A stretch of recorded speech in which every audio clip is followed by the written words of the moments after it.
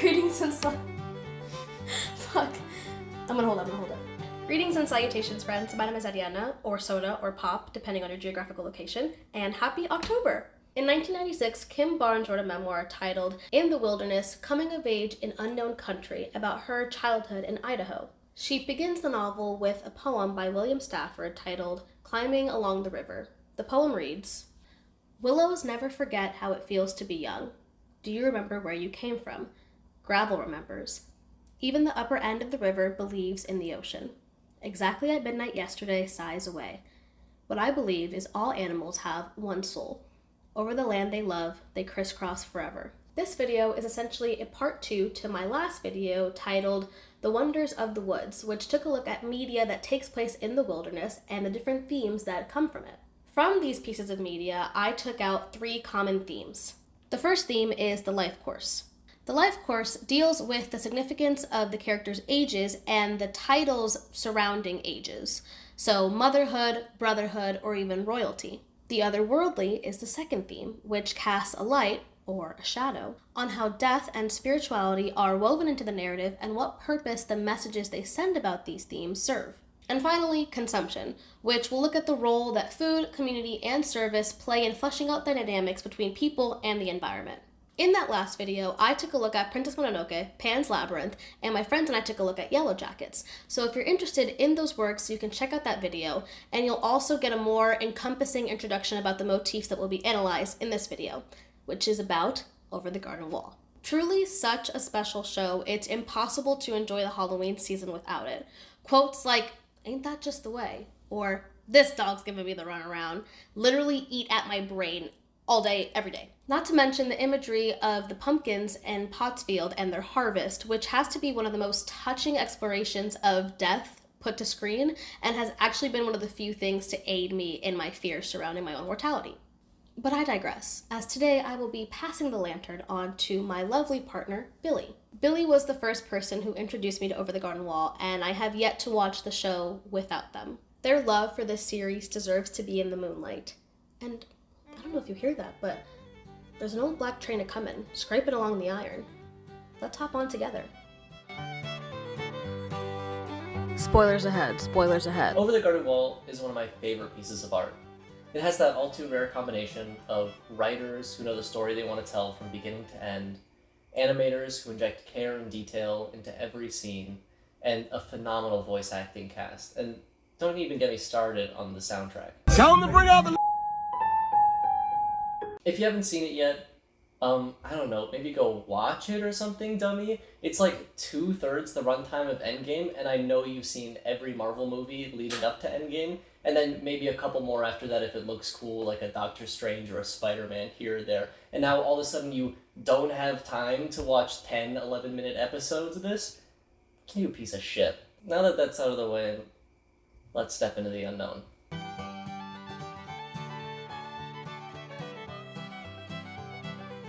Over the Garden Wall is the story of 2 brothers, Wirt and Greg, who are lost in the woods trying to find their way home and in turn, themselves.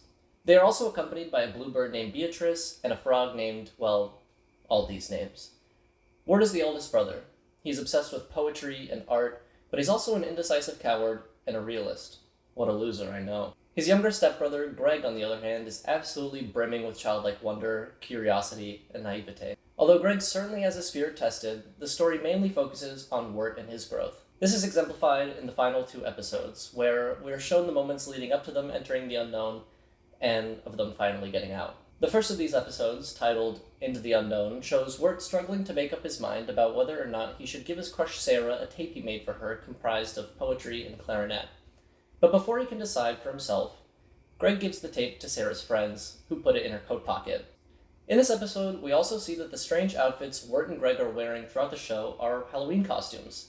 Both costumes are strange for reasons that echo their own respective characteristics. Greg's kettle elephant costume shows the breadth of his imagination, while Wirt's costume isn't really anything but fits the sort of vibe he's going for, demonstrating his lack of identity. Greg's costume is an abstraction of a real thing, while Wirt's costume is a manifestation of an abstract concept. In this episode, we also learn that a character called Jason Funderburker is planning on asking Sarah out. This intimidates Wirt because, as he puts it, Jason Funderburker is the total package. However, after a funny bait and switch where we're led to believe that Jason is this jock who defends Sarah, until it's revealed that the jock is actually named Jimmy, we come to find that Jason Funderburker is actually just as big a loser as Wirt is, if not more so. This demonstrates that Sarah, much like Ariana, has a taste for strange and cowardly men. It is important to note, by the way, that I keep referring to Wirt as a loser, but he only really is a loser in his own head. Everyone at a party Wirt wasn't invited to is excited that he's there, and as it turns out, Sarah had been asking about him. Nobody's harder on Wirt than himself. After the party, Wirt and Greg follow Sarah, Jason, and friends to the cemetery where they're hanging out and drinking age-appropriate drinks. The brothers hide behind gravestones, watching everyone. The detail that most people catch from these gravestones is the one that Greg hides behind, being the gravestone of Quincy Endicott, a character the boys would meet later during their time in the unknown. However, the nameless gravestone that Wirt hides behind and then continues to hide behind when Greg goes off to blow their cover has the same winged skull that is depicted in the show's title card.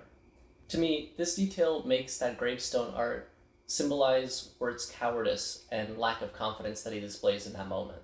A symbol we're shown again and again at the top of our screens at the beginning of every episode. And also it looks cool and stuff. And just like that, our protagonists are sent off into the unknown. In the next episode, the finale of the series, titled The Unknown, we see the boys return. When Wirt comes to, Sarah, who had been at his bedside at the hospital, tells him that she couldn't play the tape because she doesn't have a tape player, because it's the modern day, and Wirt is a dork who uses cassette tapes. Wirt confidently tells Sarah that they can listen to it at his house after a little warm-up with other lighter tapes first. Wirt is a changed man, but he's also quite the player. He's no longer ashamed of his quirkiness. He recognizes it as a part of his identity. And not only that, but he's no longer threatened by Jason Funderburker, and now knows what his costume is. He's a pilgrim, a traveler on a sacred journey, the master of his own destiny, the hero of his own story. And the show is done, wrapped up with a bow on top. But if you haven't seen the show and you're thinking, hospital? What hospital? How could someone ever wind up in the hospital after visiting somewhere as pleasantly named as the Unknown? And what even is the Unknown? Two things. One, were you even fucking listening to me when I did the whole thing at the beginning? And two, that's actually a really good point.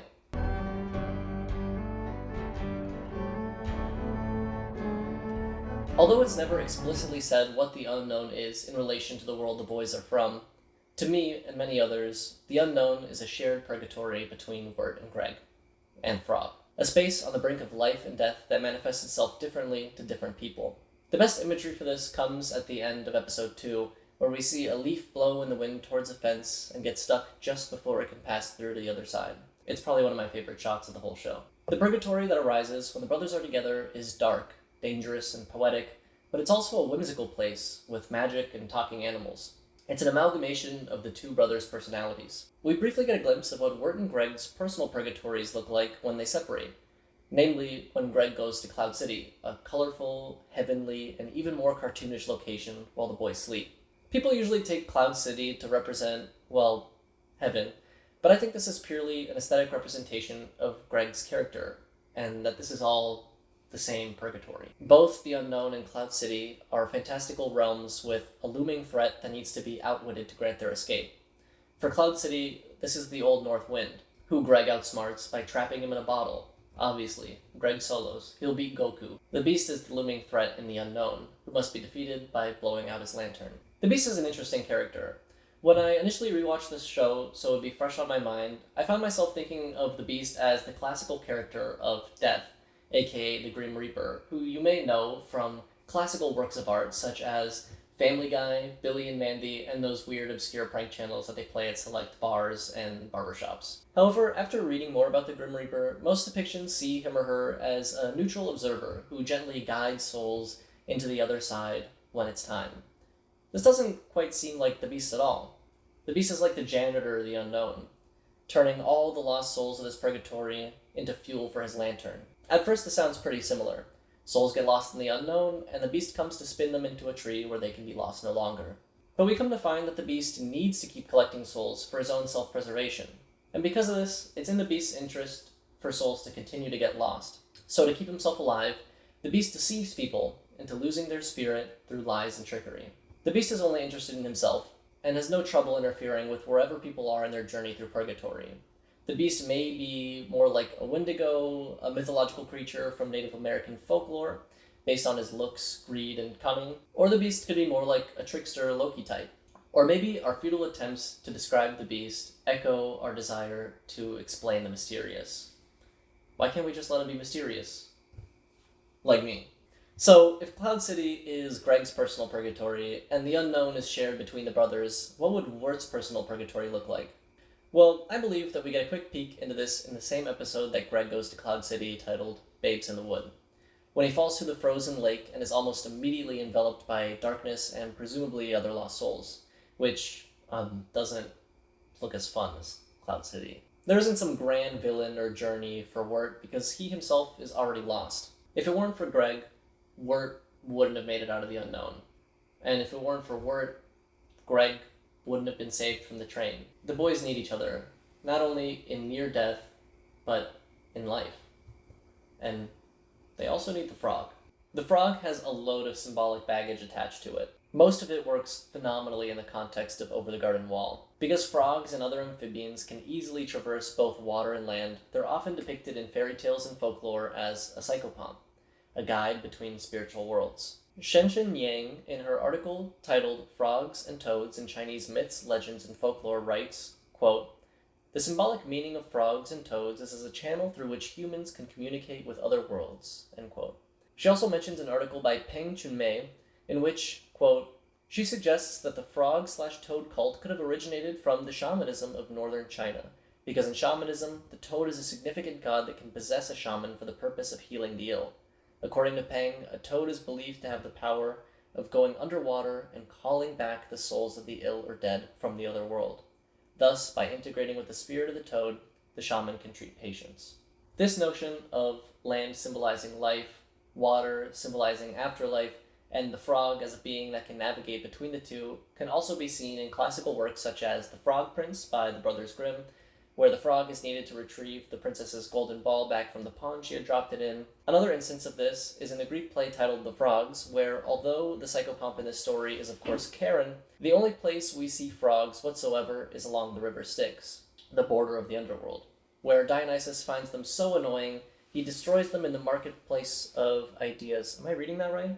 Anyways, you can see how this symbol works incredibly with Over the Garden Wall to further the ideas that the boys are in between life and death. I mean, they could have been brought there in any number of ways, but instead they fall into a pond. Through this lens, the frog the boys take with them could be seen as not only a hint that we've traveled to another plane, but also as an omen for their safe return, as they now have someone with them that can navigate the environment. Setting aside the metaphorical, the frog literally helps the boys stay on track during their journey when he sings to allow them to continue to ride the ferry, or when he swallows Auntie Whisper's bell.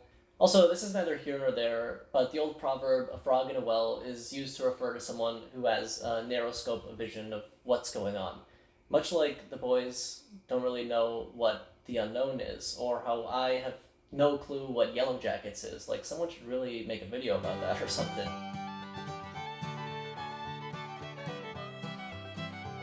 Over the Garden Wall, with its fall atmosphere, has many scenes incorporating the theme of community and harvest. These are a likely pair, since the biggest of communal fixtures is, of course, the dinner table. The most relevant episode having to do with harvesting is, of course, in episode 2, where they go to Pottsfield. The Pottsfield harvest, however, is a bit different. A little quirky, if you ask me. They aren't harvesting food, they're harvesting new members to join their town. Pottsfield is based on the phrase Potter's Field, which was a nickname for sites of mass graves of unknown and unclaimed individuals. This not only furthers the idea that the unknown is a purgatory for lost souls, but also uses the imagery of food and harvest to represent life and rebirth. And not only just individual life, but a community among these souls. This is a recurring theme when it comes to food in Over the Garden Wall. Whether you're eating potatoes and molasses at school, eating food from the tavern, eating in a luxurious mansion, or even eating dirt in a bluebird nest, food is to be shared.